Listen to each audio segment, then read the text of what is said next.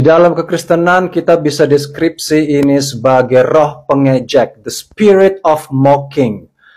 Assalamualaikum warahmatullahi wabarakatuh. Apa kabarnya sahabatku semua? Semakin panas bahkan menuai berbagai kritikan kecaman dari kalangan netizen Indonesia.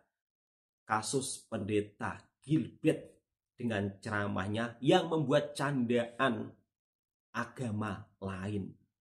Mas Bule ini benar-benar memberikan kritikan pedas oleh ceramah yang dilakukan oleh pendeta Gilbert ini. Bahkan Mas Bule ini merasa trauma dan juga memberikan saran dan kritik supaya pendeta Gilbert ini ditindak tegas ya, agar kedepannya beliau ini berhati-hati dalam berceramah, karena beliau ini selalu sering melakukan ceramah yang penuh dengan kontroversi sehingga menimbulkan kegaduhan di media sosial. Berikut kita simak video daripada Mas Bule yang mengkritik ceramah oknum pendeta Gilbert. Meskipun sudah meminta maaf dan membuat klarifikasi, tapi netizen masih belum puas hati atas tindakan yang dilakukan oleh oknum pendeta Gilbert. Kita simak videonya bersama-sama. Saya puji semuanya. Saya bilang lu 2,5. Di dalam kekristenan kita bisa deskripsi ini sebagai roh pengejek, the spirit of mocking. Dan roh pengejek ini hanya dimiliki oleh iblis. Sebab di dalam Roh Kudus, rohnya Tuhan, tidak ada roh pengejek. Dan di sini tidak ada alasan sama sekali. Di sini bukan debat. Misalnya kita debat agama dan hilang emosi, hilang kontrol, dan kita harus melawan lawan kita dengan kata-kata seperti ini. Dengan mengolok-olok cara ibadah agama orang lain. Jadi tidak ada alasan, makanya saya berani mengatakan ini adalah roh pengejek yang dari dulu sudah ada, karena isi khotbahnya selalu humor, mengejek, dan merendahkan orang lain dari dulu. Saya paling trauma mendengar khotbah-khotbah beliau itu dari dulu. Saya trauma, ya waktu itu diambil contoh, kamu mau nggak jemaat menikah cewek itu yang ngecas? Gue shock gitu. Karena bisa saja dalam jemaat ada orang yang Down syndrome yang ngecas. Dan itu sudah menyindir nggak tahu apalah untuk masalah perkawinan gitulah. Urusan suami istri. Terus suka mengatakan juga agama lain itu turunan Ismail. Ya pokoknya lelucon-lelucon itu, dan kebanyakan itu di gereja karismatik dan pentakosta suka merendahkan orang lain dan juga agama orang lain. Makanya saya out. Karena tidak ada etikanya sama sekali. Dan itu persis menurut saya IQ 70. Nah saya bingung kenapa juga jemaatnya di-entertain dan suka. Tapi gue jual lo beli. Ada marketnya. Kalau marketnya IQ 70, ya pasti mau juga seorang pemimpin IQ 70. Wow.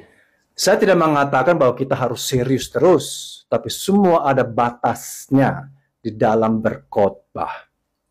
Betul, Mas. Dan kita bisa khilaf. Bahkan seorang pendeta bisa aja ngomong kotor, B2 atau guguk ketika dalam keadaan yang terdesak. Misalnya kita ditabrak mobil, kita lagi jalan kaki di jalan kelindas motor, kita bisa refleks, dasar guguk, dasar B2, itu ada alasan. Ya dong, kita kelindas, kita ditabrak, refleksnya ngomong guguk meskipun itu tetap salah dan dosa. Betul, Mas. Kita harus minta maaf, tapi di sini tidak ada alasan sama sekali.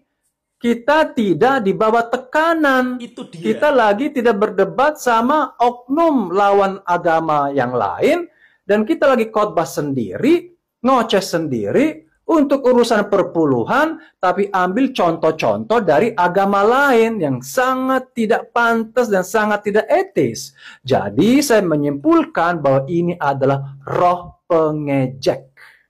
Dan saya sarankan kepada PGI, Persekutuan Gereja Indonesia, yang ada lembaga Kristen di Indonesia, memberikan teguran dan sanksi dan mencabut. Ya, saya nggak tahu apa, tapi urusan kalian cabut aja, Diboikot. terserah. Ya, pasti kalian tahu apa yang harus dicabut. Karena menurut saya ini sudah terlaluan, sangat kontroversial. Ya, berapa bulan yang lalu, tahun lalu dia memihak kepada Sambalado yang urusan pengadilan itu, ya, yang dalam urusan pembunuhan memihak kepada Sambalado, terjun ke politik, memihak salah satu paslon, dan bla bla bla bla, banyak kasus. Dan saya jamin, jika ini tidak diberikan sanksi yang keras, maka akan terulang kembali. Karena menurut saya, ini adalah murni roh pengejek. Karena mimbar telah dijadikan sebagai stand-up komedi yang sudah seperti bola liar bertahun-tahun. Saya tidak pernah menemukan sosok Tuhan di dalam khotbah stand-up komedi. Tidak pernah. Saya juga humoris, Tuhan juga humoris, tapi Tuhan tahu etika. Dan di dalam kasih, tidak pernah merendahkan orang lain. Selalu mengangkat orang lain. Betul, Mas. Di dalam kasih, kita melihat borok kita, bukan melihat borok orang lain. Dan saya tidak paham kenapa harus membandingkan urusan perpuluhan dan zakat, karena ujung-ujungnya kan dia mengemis kepada jemaat untuk meminta perpuluhan. Tapi dia harus ambil contoh dari agama lain. Ya, soal cuci-cuci, Hindu juga mereka mandi di Sungai Gange, ya, di India. Yang kotor, ya, yang mungkin bagi kita tidak steril, tapi bagi mereka suci. Nah, kenapa nggak ambil contoh yang itu aja? Kenapa harus ambil contoh yang agama mayoritas? Dan kita pun adalah minoritas, yang seharusnya kita ya lebih tahu diri lah. Untuk apa? Nah, jadi menurut saya ya harus ada tindakan. Pertama dari PGI, bukan cuma surat-surat habis itu disogok-sogok, ya sudahlah shalom haleluya saling mengampuni, karena terulang kembali. Dan juga habis itu untuk urusan pemerintah, ya hukum bagaimana? Karena Ahok dia ngomong di Pulau Seribu berapa tahun yang lalu, dia sebut satu ayat, heboh, yaitu karena urusan politik lah, apalah, diedit lah, dia masuk. Nggak cukup. Habis itu ada si Lele Mukidi, yang Lina Garuk, yang tahun lalu dia garuk-garuk celana dalam itu, habis itu dia makan bebong kriuk, habis itu dia sebenarnya bukan tokoh agama, dia bukan tokoh politik, dia cuman cari nafkah melalui bikin konten di TikTok, tapi bablas. Dan dia tidak menghina agama orang lain, dia menghina agamanya sendiri karena terbukti bersalah. Akhirnya dia masuk juga ke Palembang, di penjara, di Hotel Bintang 5. Jadi saya bukan karena benci gitu. Saya tidak mau menjebloskan siapapun ke penjara. Tapi kita juga harus, ya ini sudah alarm gitu. Ini sudah lampu merah. Dan jangan bilang bahwa ini adalah kalangan sendiri. Khotbah kalangan sendiri, karena ini bisa di Zoom, bisa online, di YouTube ada, ini udah kalangan umum. Kalau kalangan sendiri, kalangan khusus, hanya orang yang berKTP Kristen boleh masuk ke gereja. Selain itu tidak boleh masuk yang lain. Dan semua pengurus juga, dari OB, cleaning service, multimedia, semua itu harus Kristen. Tapi kebanyakan multimedia, OB, dan cleaning service itu banyak, hampir semua itu non-Kristen. Dari security. Coba kalau mereka mendengar hal seperti ini. Saya sangat malu. Ya, sangat malu terhadap ya dua pihak ya. Mau Muslim, mau Kristen. Dan sebenarnya ya apa yang ada di hatimu ya terungkap dari mulutmu. Itu saja intinya. Mau ditahan-tahan juga nggak bisa. Karena orang yang hatinya mungkin sombong, mungkin merasa congkak, merasa pede, merasa selalu lolos karena memiliki networking, dan jago ngomong, jago ngelawak, selalu lolos. Tapi banyak gereja-gereja kecil, pendeta-pendeta kecil tidak mendapatkan keistimewaan ini, mereka lebih menderita. Tapi orang-orang yang punya akses ke wakil presiden Yusuf Kala dan bla bla bla bla bla bla bla lolos terus. Yang rugi siapa? Ya orang Kristen juga yang lain. Semua denominasi yang kecil mana? Karena juga sekarang banyak orang WA ke gue. Itu siapa bro? Itu pendeta lo. Sorry ye. Banyak orang ngomong kemana-mana. Sebarusan ke gym orang nanya itu siapa pendetanya? Puyeng gue tahu lah. Yang gue tahu mungkin pelawak kali ya. Gue nggak pernah ya orang yang mendengar khotbah yang 90% itu 90% isinya lawak. Gue nggak pernah dengar seumur umur. Tapi di sini laku keras. Ini peringatan karena akan terulang kembali. Ini bukan karena saya benci, tapi kita sebenarnya mau yang terhormat lah. Segala sesuatu harus terhormat. Jangan semuanya ini diobok-obok sama orang-orang karena punya kuasa, punya uang, bisa sewenang-wenang. Udah cukup lah. Biarlah yang politik itu sewenang-wenang. Masa juga semua agama juga diobok-obok sama orang yang punya kuasa, punya uang. Itu saja. Mari kita bertobat. Amin. Luar biasa pesanan dari Mas Bule.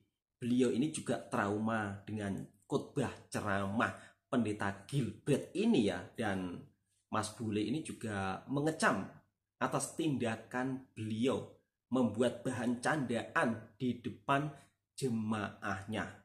Kata beliau, ceramah itu jangan sampai dibuat stand up komedi atau jangan dibuat bahan candaan. Ini sungguh sangat fatal dan merupakan kesalahan besar dari pendeta Gilbert. Bahkan Mas Bule ini juga menyarankan supaya ditindak tegas oknum pendeta Gilbert ini supaya tidak mengulangi dan mengulanginya lagi. Karena pendeta Gilbert ini sering melakukan ceramah kontroversi sehingga menimbulkan kehebohan di media sosial. Isu agama ini nggak boleh dibuat bahan candaan loh. Bahkan Mas Bule sendiri merasa malu. Bukan hanya kepada orang Islam, bukan hanya kepada orang Islam saja, tapi kepada orang-orang Kristen. Mas Bule ini juga malu. Karena gara-gara ulah oknum pendeta Gilbert ini. Kacau. Memang pendeta Gilbert ini candaan bukan sih. Kalau bagi saya bukan candaan itu. Kalau mau ceramah, jadi ceramahlah yang kiranya menyatukan umat. Gitu loh Pak Pendeta. Kalau seperti ini Anda itu akan dikecam oleh netizen. Dan juga akan selalu menerima kritikan setiap harinya. Bahkan dimanapun Anda berada pasti akan dikecam oleh netizen. Apalagi netizen Indonesia ini kalau sudah disenggol sedikit, luar biasa.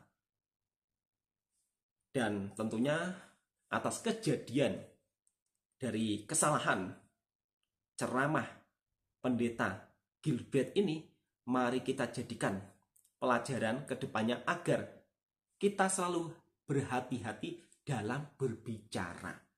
Cukup sekian videonya, itulah kritikan daripada Mas Bule, warga negara Indonesia yang mengecam atas tindakan ceramah pendeta Gilbert yang suka dengan kontennya Bang Toha.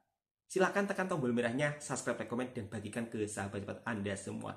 Assalamualaikum warahmatullahi wabarakatuh.